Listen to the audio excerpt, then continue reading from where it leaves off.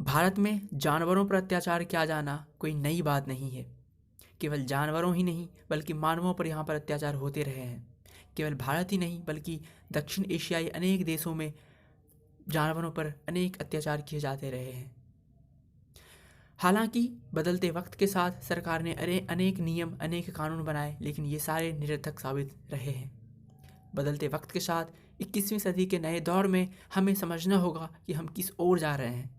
क्या धार्मिक अंधविश्वास के नाम पर सामाजिक जो ये क्रूतियाँ हैं, जो जानवरों पर अत्याचार किए जाते हैं, क्या यह सही है या नहीं है? क्या यह मानवता की दृष्टि से सही है या नहीं है? हमें दोबारा सोचने की ज़रूरत है। हमें अवलोकन करने की ज़रूरत है। हमें समझने की ज़रूरत है। हमें इसके तह में जाने की ज़रूरत है।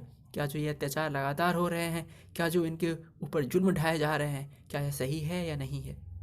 बीते दिनों हमने देखा कि कैसे जानवरों पर अत्याचार किए गए। धार्मिक अनुष्ठान के नाम पर जानवरों को आग में दौड़ाया गया और अनेक आयोजन किए गए।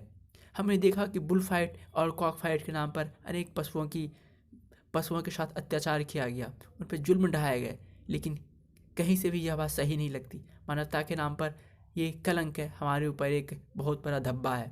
हमें सोचने की ज़रूरत है। हमें फिर से पुनः देखने की ज़रूरत है कि हम जो कर रहे हैं क्या वह सही है नहीं है। पशुओं पे अत्याचार ढाना और उनके साथ जुल्म करना एक बेईमानी सी लगती है। उसके अलावा हम देखते हैं कि कैसे भारत में एक पशु बलि की परंपरा रही है। हम अपने आराध्य को खुश करने के लिए एक धार्मिक अनुष्ठान को एक अपना जरिया बनाते हुए हम अनेक पशुओं की बलि देते हैं। लेकिन शायद यह भगवान को भी, शायद यह हमारे आराध्य को भी पसंद ना आता हो। तो हमें एक बार देखने की ज़रूरत है, समझने की ज़रूरत है, क्या हम जो कर रहे हैं क्या वो एक सही मायने में सही है या नहीं है। हम देखते हैं कि कैसे गढ़ीमाई मंदिर में, जो नेपाल में स्थित है, वहाँ हजारों लाखों पशुओं की बलि दी जाती है, बस एक धार्मिक अनुष्ठान के नाम पर, एक विश्वास के नाम पर। लेकिन जो हमारा विश्वास है, कहीं यह अंधविश्वास तो नहीं है। हमें यह समझने की ज़रूरत है, कहीं हमारा विश्वास अंधविश्वास में परिवर्तित ना हो जाए। हमें सचेत रहने की ज़रूरत है, हमें सजग रहने की ज़रूरत है। और जो अत्याचार किए जा रहे हैं, चाहे वह मानवों पर चाहे जानवरों पर, हमें दोनों को समझने की ज़रूरत है। और एक मानव, क्योंकि हम मानव हैं, तो मानवता का पाठ हमें पढ़ना चाहिए। और एक मानव और जो मानव का एक दायित्व होता है, उसको हमें पालन करना चाहिए।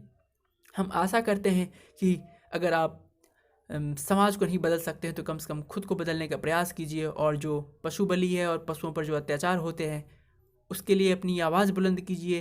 और कम से कम आप पशु पर अत्याचार ना करें, आप ऐसी कोई हरकत ना करें, ऐसा कोई काम ना करें जिससे पशुओं को हानि पहुँचे, पशुओं को दर्द पहुँचे।